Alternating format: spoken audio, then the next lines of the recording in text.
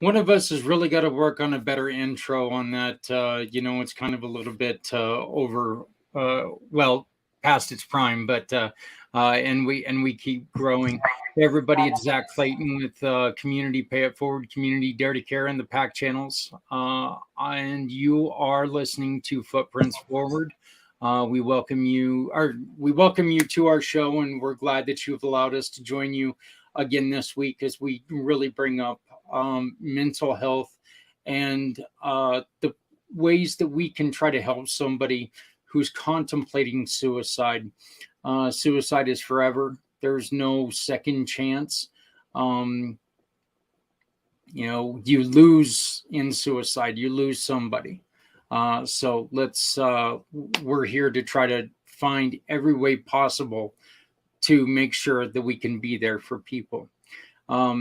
Very, very proud to introduce our co-hosts or the hosts or the team, I guess is the best way to put it, our family, starting with Stephanie Simoes. Hey, Steph. Hey, hi everybody, Stephanie Simoes. I work with nonprofit organizations and people year-round to assist with fundraising through One Hope Wine. We are a cost-centered winery out of Napa Valley with over $9.7 million donated to date. So I specialize in fundraising, gifting, private wine events, and wine delivery. When you pour a glass of wine or send a gift, it's a great feeling to know that that bottle made an impact for a nonprofit that's important to you. Also, the co-founder of PNS Properties. We are a family-run business that's working to curb the homelessness crisis in our veteran communities. We work with HUD-VASH recipients on housing and are working to build veteran communities and housing while providing support and resources. So this mission is really important to me because the last few years in working in the nonprofit space, I learned a lot about where our systems are lacking in support. So I believe that education and resources for those needing assistance is super important to help bring the number of losses in the other direction. Really excited to hear from Lesley today. I wear a lot of hats. Feel free to connect with me through my Linktree /Steph Simoes. All the ways to contact and connect on socials are right there on my page. Well, on top of that, you also get to see the efforts that Stephanie and I do every month working with small nonprofits. We're about ready to launch this Wednesday. We're going to be introducing a gentleman that we actually had on this show. Very excited about that. Yeah, he was one of our very first guests. He was our second guest, I believe, and we're bringing him back because he's got some wonderful things going on. And here pretty soon, you're going to end up meeting one of our other family members here. And he can tell you a little bit more about what he's going on. Patrick, why don't you give us a little bit of a rundown on who you are and what you got going on? All right, Patrick Myers, and right now I'm in the middle of founding a company called Edge Global, and what it has is it has two different parts to it. It has a nonprofit side and an LLC side. The LLC side is going to be consuming fire media. Out of that, we are running several different podcasts, the Pit Podcast, Voices in the Fire, and we are in development of two more for the Juvenile Justice Department, and for those that are dealing with suicide and have suicidal tendencies, to be able to talk about those things openly and freely on that channel.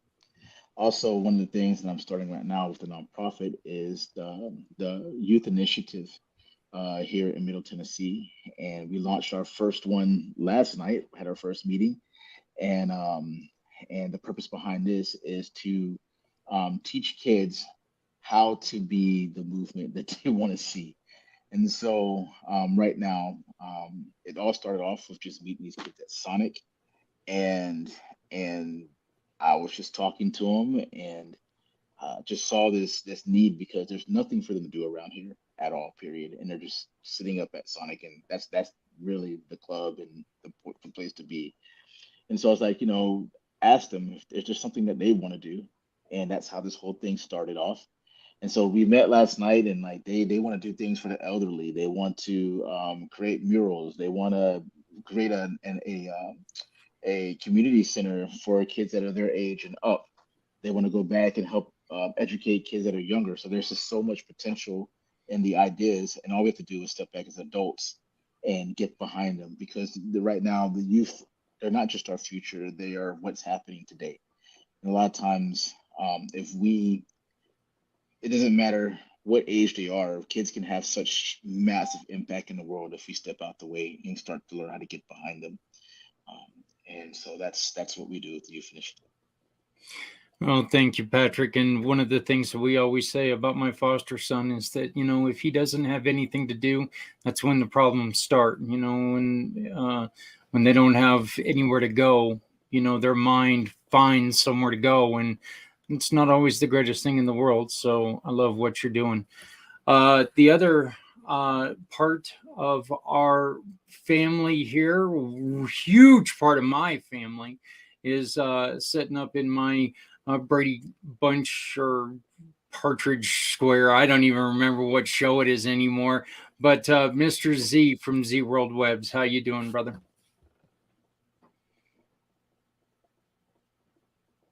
I am on mute. I am doing great. Speaking of bad introductions, I think your introductions are absolutely phenomenal, and it's always great to see you, brother men Zach, Steph, Patrick, and Coach Lesley.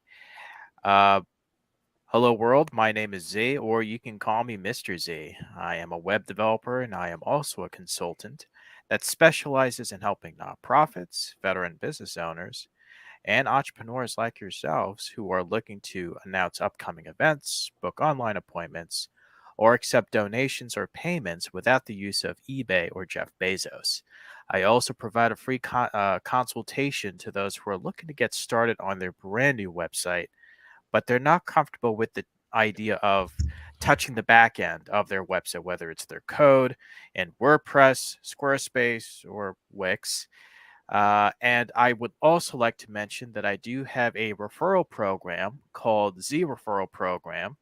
And that is if you refer me or if you choose, if you refer me to a nonprofit organization of your choice, and if they become a paying client, you are entitled to compensation. But if you're not comfortable with the idea of accepting compensation, I will donate it to a nonprofit of your choice. Alternatively, if you shop at one of Zach's partners, they will be more than happy to refer back to a charity of your choice, which was inspired by the community Pay It Forward. So with that being said, if you are looking to modify, develop, or redevelop a custom website that is specifically catered to your needs without any cookie cutter templates, well, let's develop a website Z World is waiting for. Back to you, brother man.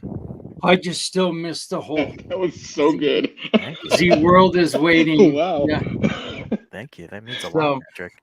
and joining us today, a very, very special friend of mine, a family giving member of the Community Pay It Forward program, Miss Lesley Bradshaw. Hey, Lesley, how you doing? Hi, I'm good. How are you? I'm doing really good. Wow, it's been about 6 months since we last talked. I think that's almost a record for us, isn't it? Yes, it is. So, Lesley, welcome to our show, first off, and thank you for agreeing to be here. You are very special to me because you really focus in and your backstory, in which we'll get into in a minute. You really focus in on something where, a lot of times people say, suicide, and they're thinking men. Women have depression as well. What are some of the things that you try to help women do? I try to help them get back to themselves. Like we're taught as women to be people pleasers, to we have to put everyone else before ourselves. We have to always give. We have to be subservient. You know, we need permission to do the things that we want to do, and we always have these flaws that we're working on because we have to be perfect. If we're not perfect, something is wrong with us. We have to keep working on how can I do this better? How can I be a better woman, mother, sister, friend, you know, whatever, wife, whatever it is. It's always this bar that's set by these arbitrary people that we never seem to reach. No one ever actually gets to that point, but we're always working on this perfectionism. So I help women to break that cycle.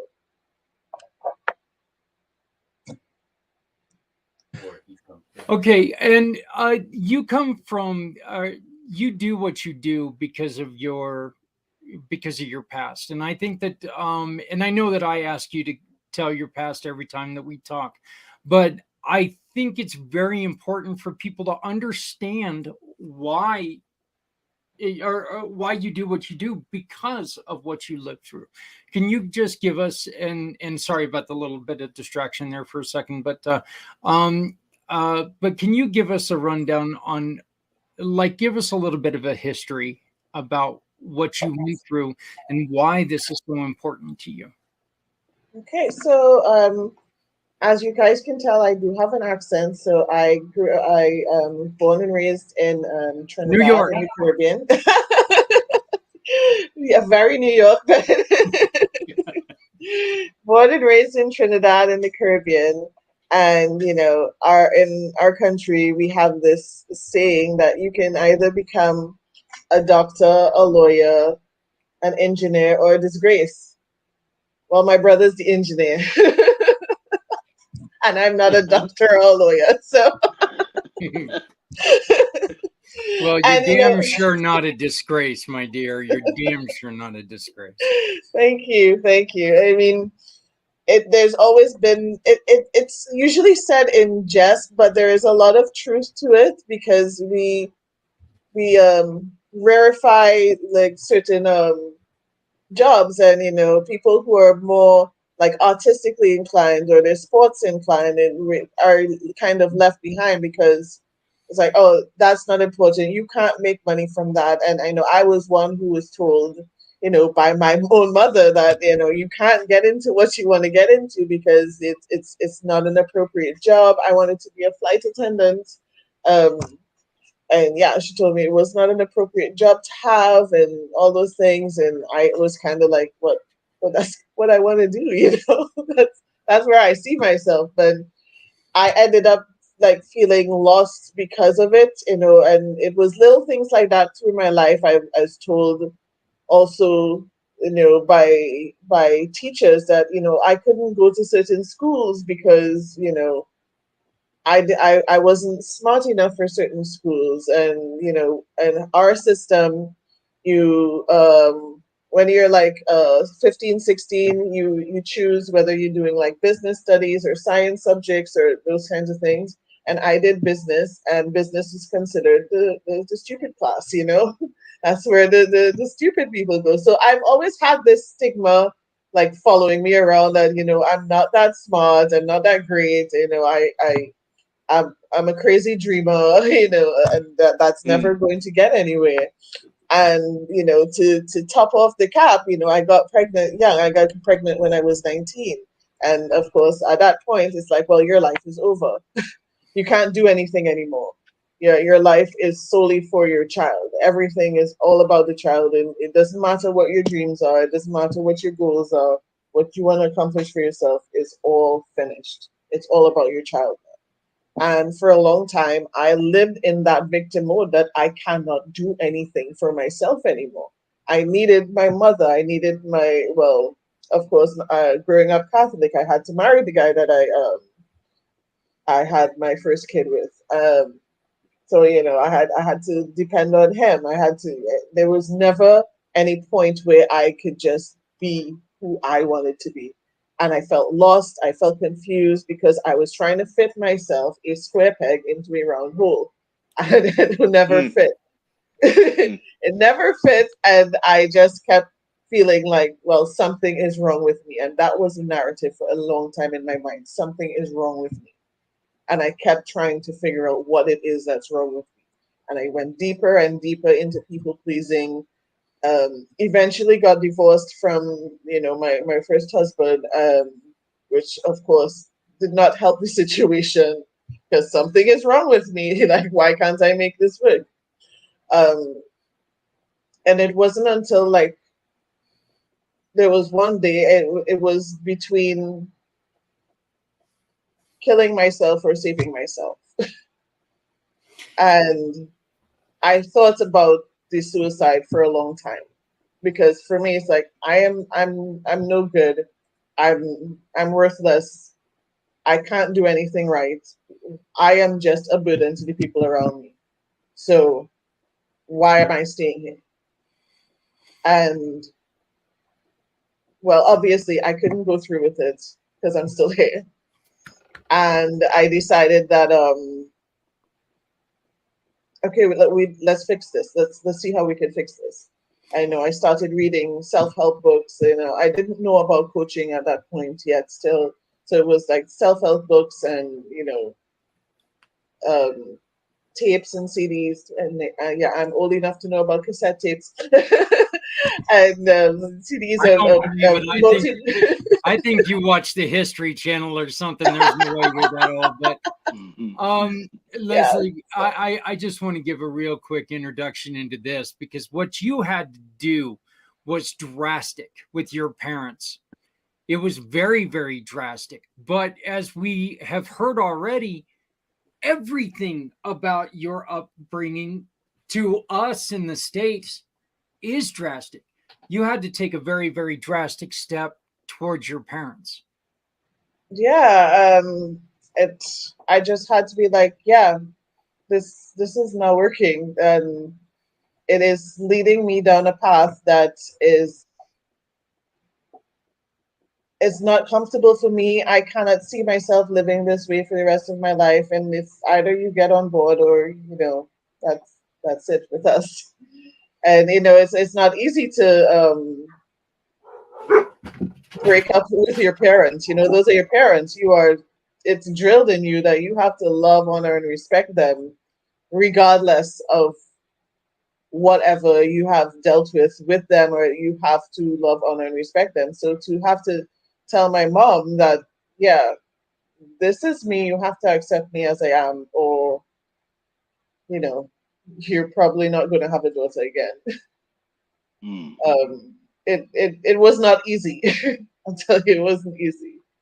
But thankfully, eventually, we were able to like talk it out, and she is a pivotal person in my life right now. So I'm glad that it worked out that way for me. So yeah.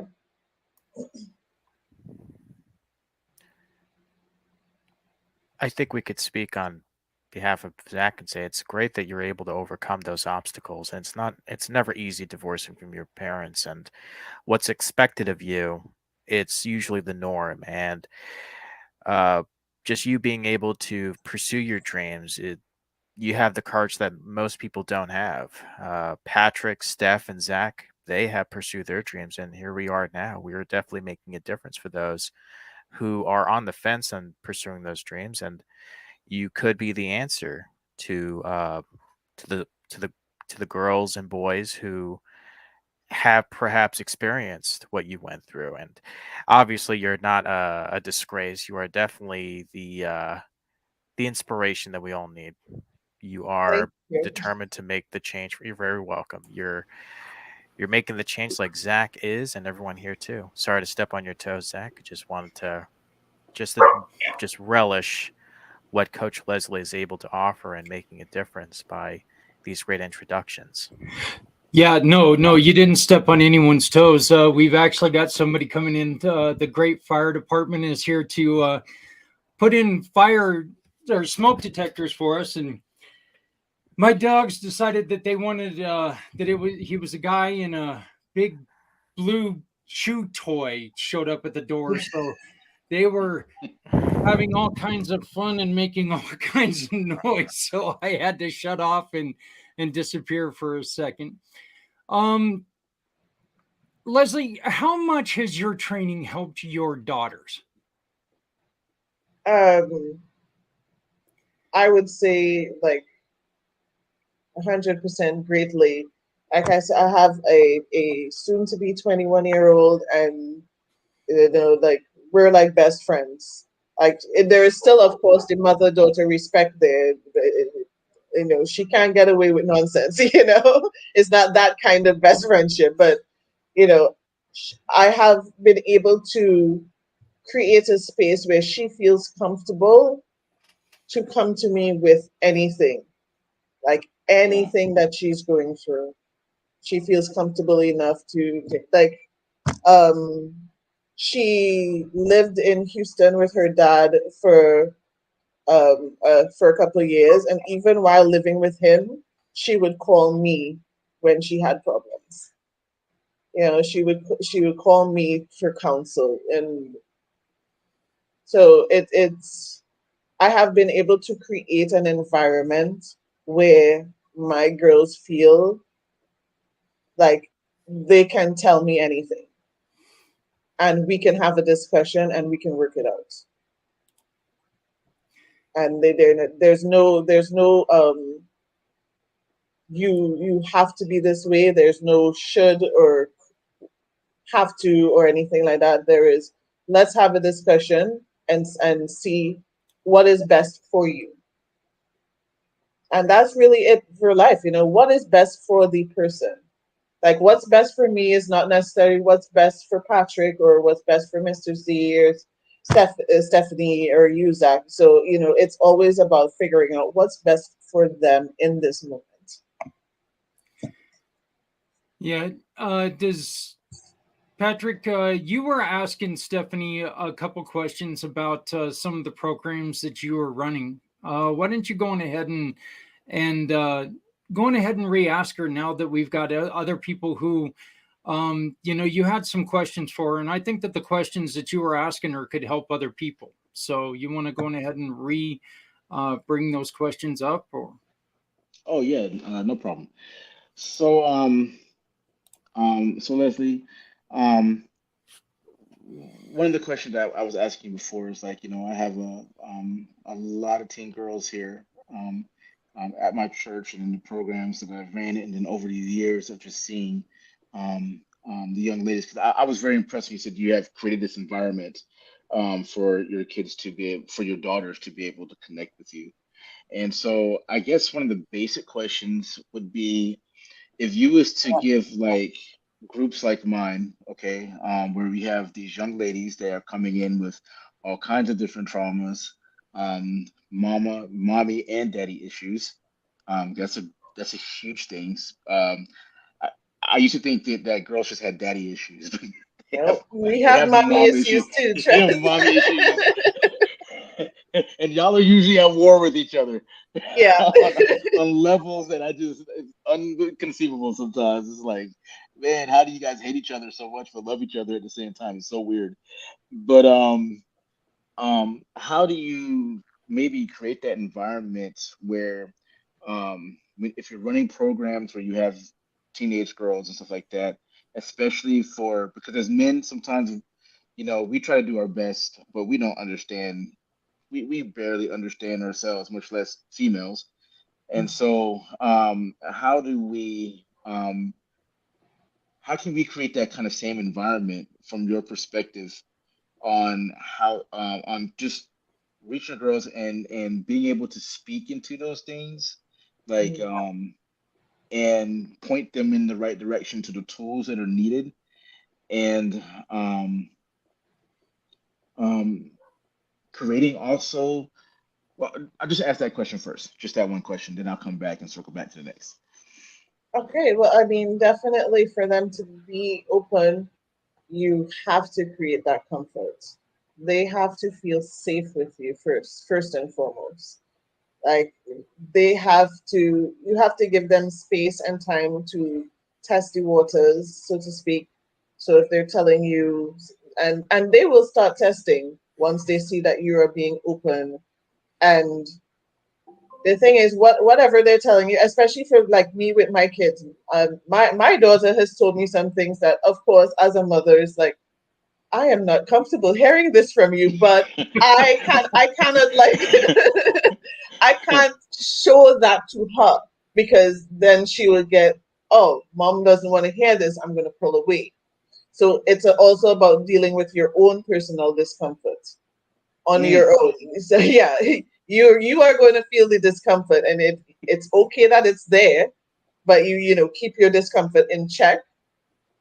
Like, you can deal with it like outwardly after the conversation, however you need to, but it's about keeping your discomfort in check, then so making them feel like, yeah, it's okay, it's safe. You can tell me this, yeah. And they keep testing, and more they will open up to you. So it really is like a time thing. You just have general conversations, and maybe you give a little, that they'll feel like, okay, he's sharing some of himself with me, uh, and maybe they'll start giving a little more of their story that way. So yeah, just give them the time and the space, and the don't keep the discomfort in check, and don't go into parent mode. Oh no, you shouldn't have said that. Those things. Don't go into that Yeah. parent mode. Stay in that yeah, that kind of neutral mode. Yeah. All I've got to say real quick, Patrick, okay, you get to tell, or you need to your daughters tell you things that you got to hide that you're uncomfortable with. My sons are not happy unless they ask me a question that I sit there and go, what? So I mean, I've got a 29 and a 22-year-old, and every time the conversations start, my head is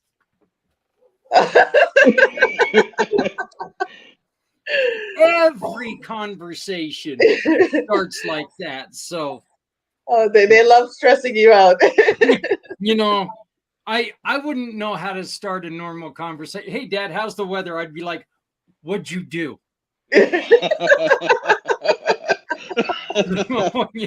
Every conversation has me going, oh, well, I didn't see that one coming, in which I can't hardly say that anymore.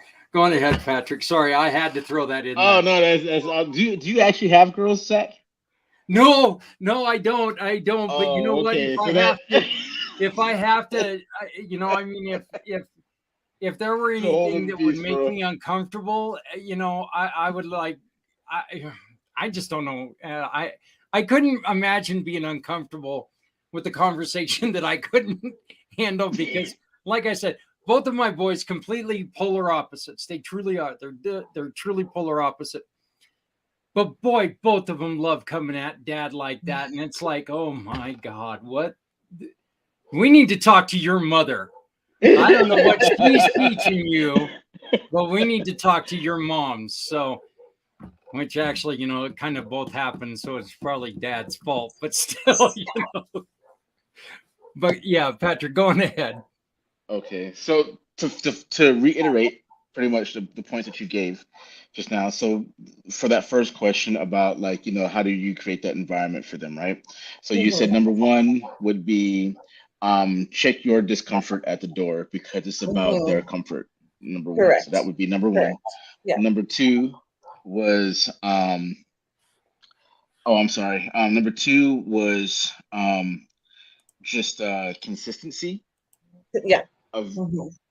all right. So that was number two, consistency of just constantly just showing up, being there, so they have that place. And then number three was sharing even a little bit about yourself, to create that space for them to see that, okay, he's human. He's not just trying to be an adult in my life or he or she or whatever, whoever's in charge. They're not just trying to run me, like, so they're already dealing with that at home with their parents and stuff like that. Yes. So Yeah. that opens up that space for them to be able to talk. So that was there another point? I'm trying to make sure there was another point, because I No, didn't. those were the But points. Yeah. those were the points. Okay. Mhm. My second question, um, with one of the things is um how do I even phrase this one? Um, what is with all the things that you deal with those girls, okay? Because like when you're when you decide to do these things, you decide to get into the mud. That's just a fact, right? And you can't get into the mud without getting muddy. That's that is that is one of those things. How would you say is the best way to um, when you jump in that mud, the best way to jump out and get yourself cleaned up before that mud sticks on you and starts to cake and cause you problems? Because the reality is that in order to help them, you do have to get in there and put your hand in there, pull them out. Sometimes you have to jump in there and get completely covered and push them out. Mm-hmm. Um, and so, like, how do you deal with those things? Because I know you've heard some traumatic things. I know Mm-hmm. you've dealt with some crazy stories. And how do you stay healthy throughout that process? Mm. Oh, that's a good question. It's actually about keeping yourself grounded. So, giving yourself the time and the space that you need to recover. Because, like you said, especially if it's something heavy, like you're dealing with the suicide or they're dealing with, domestic violence or anything like Yeah, that, I mean, your heart aches, right? Your heart aches. yeah. No, you It know, my, breaks actually. as Sometimes it long just as you're breaks in human, half. your heart aches. If you can listen to those stories and be like, okay, then I think you need a therapist. but Yeah. but yeah, it's about having your own practice that grounds you to remind yourself, okay, well, for one, this isn't my story, so I don't need to be all the way in the mud with them. I Mm, can be on the edge and throw the rope in and pull the rope out with them. Like, I don't have to get in the pool and swim and believe the story. Depending on when I say believe, like depending on what it's about. Um, I don't have to be there suffering with them. Actually, it's better if I'm not suffering with them, because then we're both struggling to keep afloat. And who's going to save the two of us now, right? yes. So it is definitely about having your own grounding practices. It's about taking care of your nervous system. Um, a lot of breathing exercises. Um, Walking barefoot outside is one of the things that helps me a lot to keep grounded, to keep like focused. I don't know why it helps me. Being in nature, going to being around water definitely Yeah. helps a lot. Yeah, but anything that really helps you stay in that space where you're like, it's okay. This is not my story. Um, I am here to help. I am here to guide. I am not here to swim with them in the mud. Yeah, yeah. That is a Steph, very interesting take. It truly is. I really that was one of the major issues before when you do that. Um, there's occasions where you have to jump in, but like when you are Mm-hmm. swimming in it and you just stay in it and you're in there with them, Mm-hmm. that is such a dangerous, dangerous, dangerous, dangerous thing. And Yes. um and and like a lot of times, like so like when like you have people that go into the when they're saving somebody from drowning, right? And Mm-hmm. they jump into the water, and then like a lot of times firefighters or whoever or pararescue or anybody that does this kind of rescues, a lot of times they spend more time fighting the victim because they're Mm-hmm. trying to stay Yeah. up and pushing you under, Right. Yeah. and so when you say that, it's just like because you have to like do it so fast to get them out immediately, and stuff like that. And so when you say that resonates a lot especially with the experience I've seen a lot of people go through, what I've been through. It's just that grounding. And I love the part about the water. Water is a really big one for me. Any nature, especially, just to be able to throw things away into that space. And it's a very healing thing. Something about water being around brooks and streams and lakes and rivers is a big thing. And then the grounding, I have heard of this before with the barefoot. Can you explain a Mm-hmm. little bit more to me about that? Because I know there's like an actual thing that this is with science, and Mm-hmm. um, Yeah, explain a little more. it's kind of like symbolically reconnecting yourself to the earth. The whole, Okay. we came from dust and to dust we shall return. It's kind of like that symbolic reconnecting yourself to the earth and showing yourself, showing your system that I'm whole, I'm solid, I'm safe. I'm not falling, I'm not Okay. drowning, I'm whole, I'm here, and I'm safe. I like that. There's also a lot of religious symbolism with walking barefoot on the earth and reconnecting with the earth. Many different religions throughout the years. The high priest or the shamans or the preachers, whatever, have always walked barefoot because of the healing power of the planet. So that's one of those that have been around for so many years, but it's just kind of one of the things that always gets left out, that always gets forgotten. So, and me personally, I can't go barefoot anywhere, but that's just kind of me. uh and Stephanie, I'm going to ask you real quick, after I introduce Trevor, I want to get that, but as a parent of both sons and daughters, what are you finding? And I'm going to give you a couple seconds to really think about this as I introduce Trevor. But as a mother for both sons and daughters, what is your thought on this? But I do want to bring in Trevor really quick. Trevor, thank you for joining us. The web detective, how you doing, brother? I'm doing very well. Thank you for asking. I do wish to extend my sincere apologies for my tardiness, and my slight incapacity to read current emails. You did send it.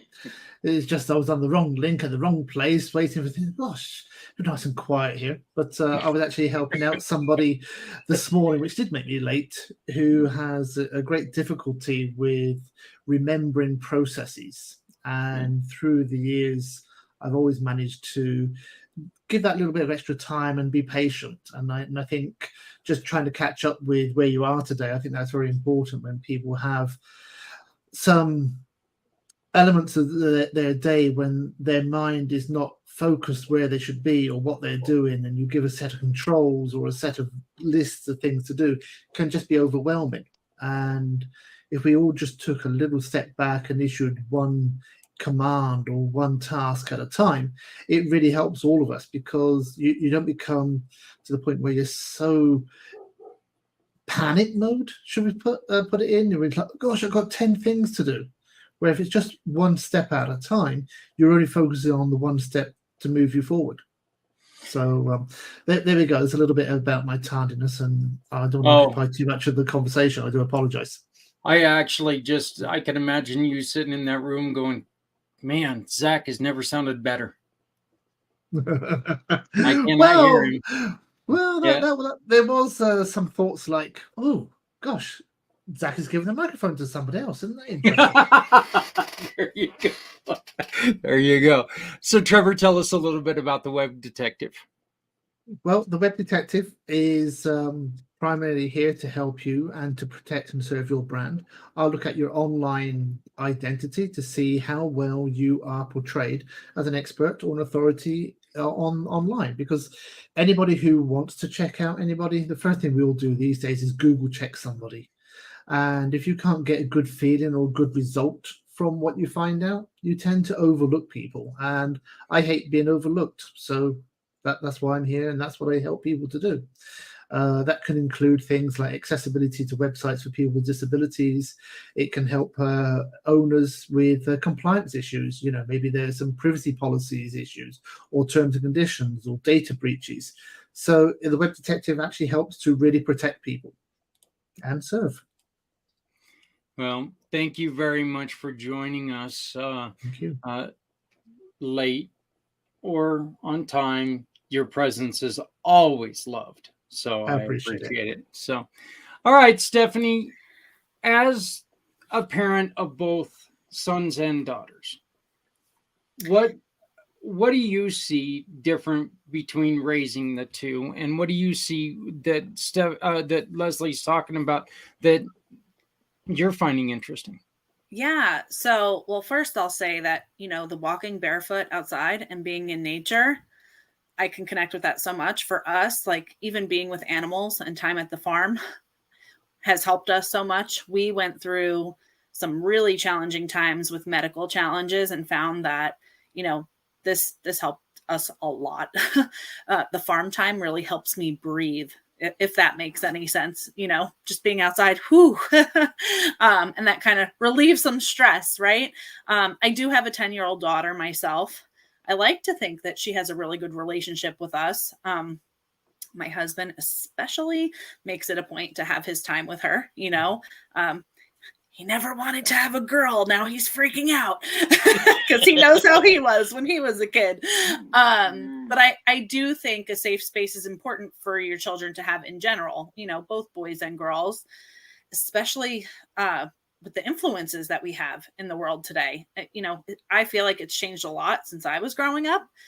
I don't know if you guys would agree with that, but, as a parent, I try to stay tuned with what my kids are doing and who they're hanging around with, chatting with, things like that. They have so much more access today than, I didn't have a cell phone. Kids have cell phones today. They're little, and the internet and the world is at their fingertips, really. So, Lesley, what age did you feel that these conversations, this, not relationship, but like this safe space that you created became like really important for your girls? What age did you feel like it was a game changer to kind of have that within your home to make that space and that conversation? I would say around the age of like 14, 15. Yeah, definitely was like, okay, yeah, this is a good thing. Like I said, there was the discomforts with some of the things you're telling me, like, okay, now I understand, why my mom wanted to like keep me so sheltered. But, in trying to keep me so sheltered, I was curious about everything, so I went and did it behind your back anyways. So now I know it's like, okay, where do you want to go? Why do you want to do it? Those kind of okay, and we find the compromise, like as depending on the age. Like I said, she's 20, she's gonna be 21 now. She can go, and she's in college, so she can more or less come and go as she pleases. But before, okay, who's going? How long are you gonna be there? Just simple things like give me the time. If you're leaving from where you say you're going to go somewhere else, just message me, let me know. Simple things like that, to keep me in the loop. Because as parents, we're gonna worry naturally, no matter what age. Like I'm 40 years old and my mother still worries about me. So Yet I actually, you know what, Lesley, the other day I had a conversation with one of somebody who we're going to be introduced. Her name is Kat, and she's in Africa.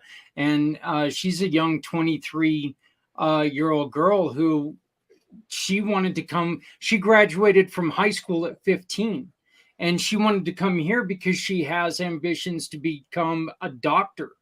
Well, mom and dad were freaking out about that. And I told her exactly what you just said. My son is 29 in Japan, and every time that I hear that there's a rainstorm in Japan, I fear there's going to be a washout and then he's going to end up in the middle of the ocean, So yeah, it doesn't matter how old you get, your parents are still going to worry about you. So, Lesley, what are some of the things that you see not just kids. We need, women. What Mhm. are some of the things that you see women falling into that are really kind of hurting? We hear about the social media. What are some of the other things that women are paying attention to a little too much and not listening to themselves? What are some of the things that we can get them to hopefully start listening to themselves a little more than listening to an influencer? Right. Influences. Yeah. Uh-oh, I touched on your-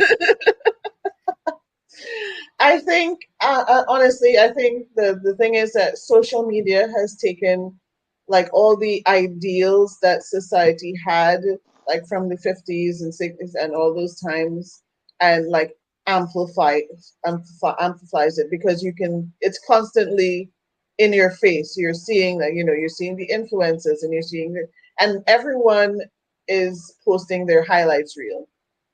Very few people post their low points, when it's not working out, when they're not on a nice beach drinking a margarita. They make it seem like that their life is perfect 24/7, and nobody's life is perfect 24/7. And it is like, to actually have a happy life, you have to acknowledge and accept that it's not going to be daisies and roses and sunshine 24/7. And it's in the acceptance that you are going to have low days. And low days doesn't mean that you're doing something wrong. It doesn't mean that something is bad about you. It doesn't mean that you're ungrateful. It doesn't mean anything. It means that you're human and you're reacting to whatever you're experiencing in the moment. And once you get to that point that you can tell yourself it is okay that I feel this way, and you allow yourself to feel what you need to feel. You cry, you scream, you run, whatever you need to you do to make yourself feel better in the moment without the running judgment. Because a Mm. lot of us beat ourselves up more about being human than we realize. And once you're able to like stop that running judgment and show more compassion to yourself, that's how you actually end up with a happier life.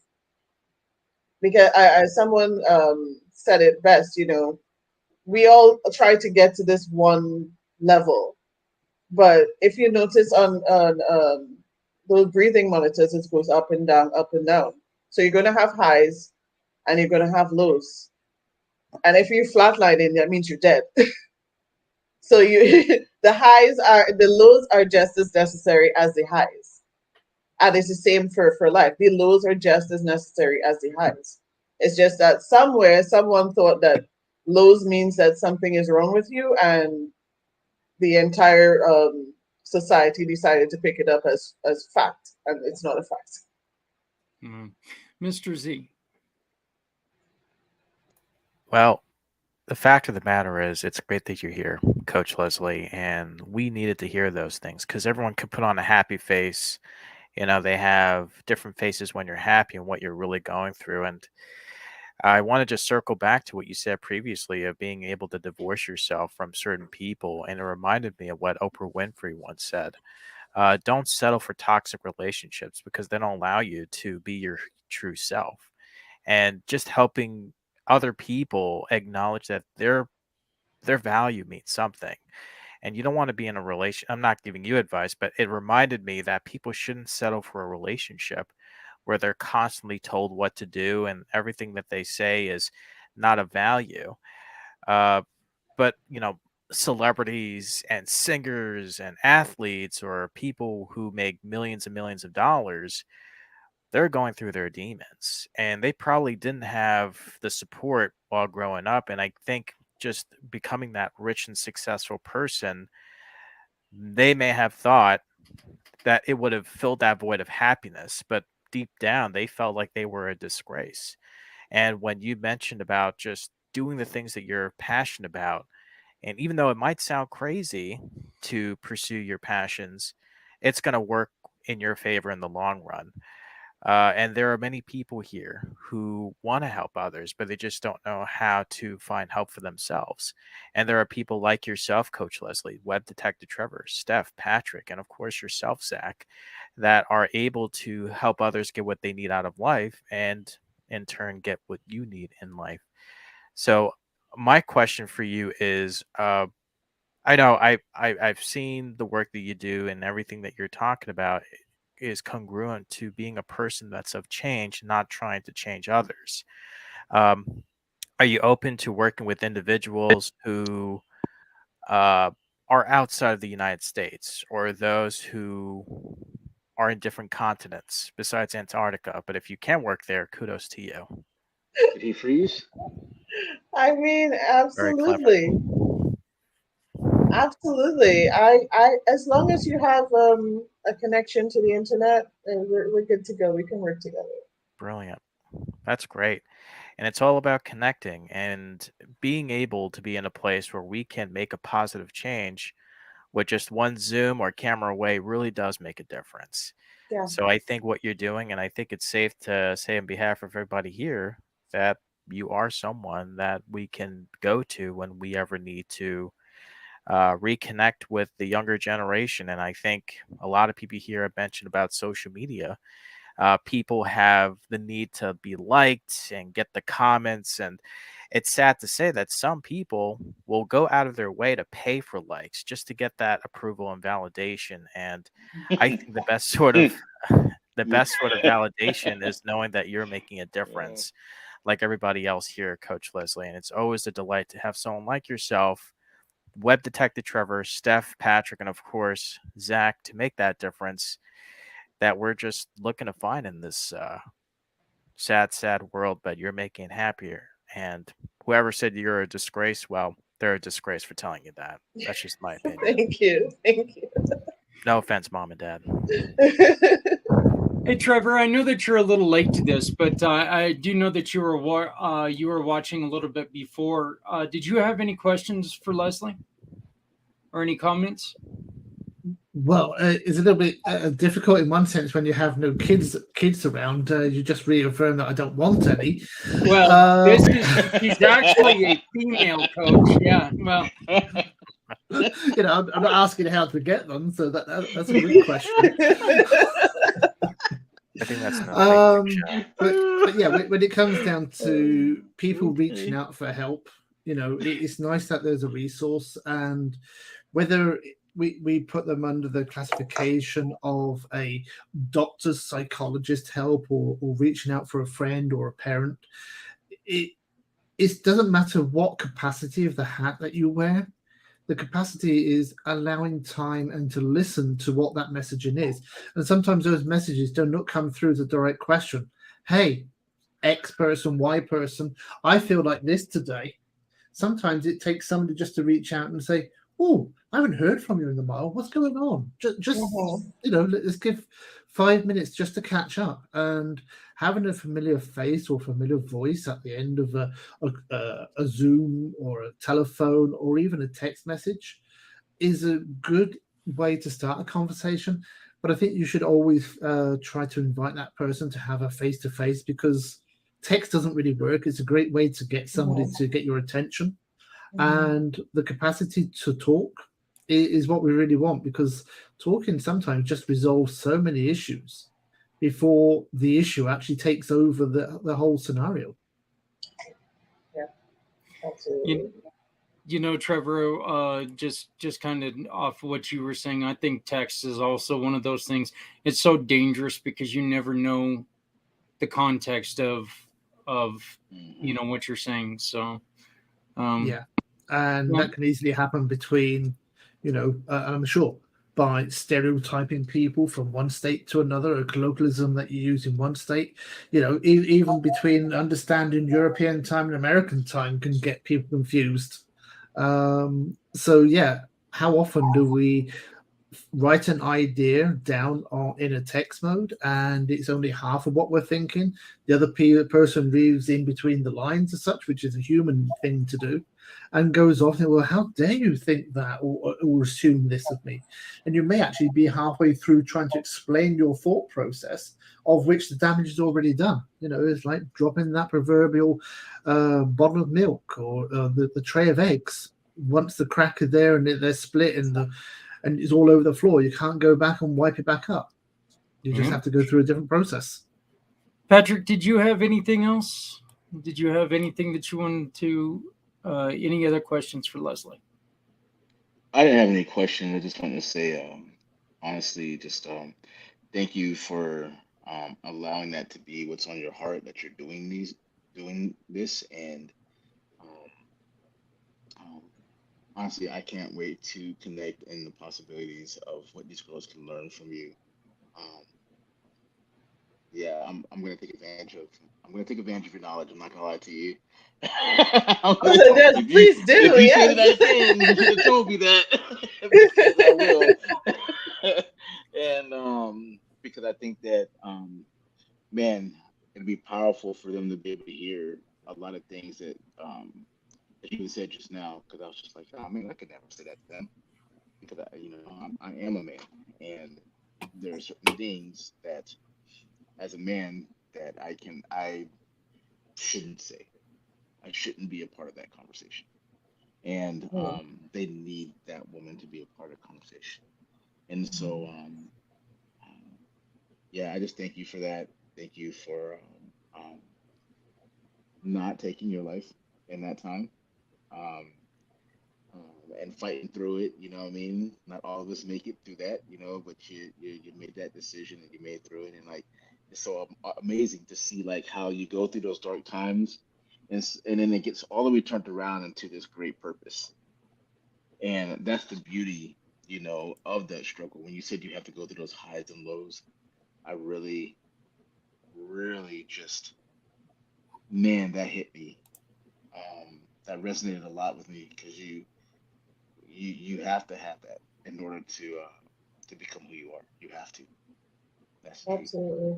Absolutely. Thank you. Lesley, I have one more question for you, and unfortunately, we're running up against the top of the hour. My question is, what should we do if we know a woman, a girl, who is having a tough day? What's the best way for someone to approach?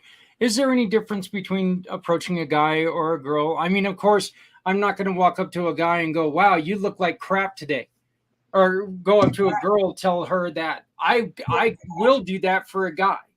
That's kind of who I am. That's the way we talk. I'm not going to walk up to a girl and go, wow, you look like crap today. What's wrong?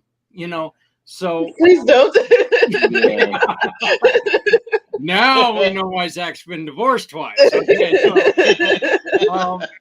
but what is the main thing that somebody should know when you walk up to a female and you see that they're troubled? I think it's just about being as delicate as you can with the questioning. Like you can ask them, is everything okay? Is there something you want to talk about? Or sometimes people even open up after you ask them, like, how are you doing today? So but it's like you said, you don't go and be like, oh well, something's off about you today, yeah. It's just be genuinely curious, and without the judgment, like, yeah. Well, Or even offer, like, is there something I can do for you today? Like, yeah. Well, Lesley, I want to thank you again. You always answer the call, and I think that one of the things that you always do is you bring a little bit of clarity to any time that you get to talk with us, and I do appreciate it because, like I said, it's a different world in between a guy and a girl when it comes to this stuff, because it's easier for some of us to deal with the issues when a guy's struggling, and so I appreciate when you come out and you kind of give us a reason why for us. And then I love the confidence that you give women and the ability to let them know, hey, it's okay. You don't have to listen to what everybody else says. Look, that Barbie doll, it's a doll. It's not, that's not what you have to look like. You don't have to be Mary Maid homemaker. I think it's very important that your message gets across. And I want to thank you very much for being a part of Footprints Forward. And thank you for coming on to here and helping us with our mission. Thank you for having me. It's always a pleasure. Well, as always. And anytime you want to join us, please do. So we are at the top of the hour, but let's go on ahead and go around. Stephanie, what was the one thing that you learned today? Coach Lesley, thank you so much for being here and sharing everything today. I think the one thing that kind of my takeaway, don't compare yourself to the highlight reel. And what Lesley said was stop the judgment of yourself and you will live a happier life. So I'm going to go with that. That's awesome. Z? Well said, Steph, and thank you, Coach Lesley, for being here. And thank goodness you didn't take your own life, because we wouldn't have the pleasure of you being here. The lesson that I learned today is when you sense someone isn't them usual selves, ask them, how are you doing? Don't just say, hey, how's it going? See what's really going on. So thank you for that reminder, Coach Lesley. Patrick? For me is always be conscious of the environment that you're creating, and finding ways to, especially these young women, young ladies, to do that, to create that environment for them to feel comfortable, to be able to open up and talk and deal with the things and issues that are plaguing them inside. And also teaching the people around you to do the same, especially if you're working. So that was the takeaway for me. All right. Trevor? Well, I think the main thing that came from Coach Lesley today, and appreciate her being here and sharing all this wisdom with us, is don't be like Zach and say you look like crap today. I think that was a great come away, because I think, as Zach says, us guys will say that quite easily, and I don't know if I've been in the realm saying, "Oh, what's up? You don't seem quite so chipper today," but then again, that's identifying there may be an issue, so maybe I might want to change that opening statement. But then I'm always there to trying to make somebody laugh or feel that there is some happiness around. So I guess I'm the bit of the joker. So maybe that line can sit there if it's delivered in the right way. But I appreciate you for making me think a little bit differently, or maybe that sometimes that approach might not work. Well, Trevor, unfortunately, I think you took away mine. You're not allowed to say, wow, you look like crap today. I need to go and apologize to my wife. So, no, look, the one thing that I always take away when it comes to Lesley is you don't have to be what other people expect you to be. Be yourself. And I think that that's the one thing that is the truest message that Lesley, you bring to everyone. And again, I want to thank you so very much. So everybody, we thank you again for joining us this week for Footprints Forward. We do want to remind you that, if you have a story to tell, if you have a mission, if you have some way to help someone else who is in trouble, the little QR code up in the corner, that's how you get a hold of us. You can be a guest. You can join us. Tell these stories. As you heard, these stories are very impactful. Okay. We're making friendships, long-lasting friendships, but better yet, we're giving you alternatives. And that is what our goal is. We want you to know that no matter who you are, no matter how you heal, there's somebody out there who can help. And so please, we just ask, you take care of yourself, and remember, no matter how softly you walk, you always leave footprints. For all of our family here, we wish you a good week, and we'll see you next week. Thank you.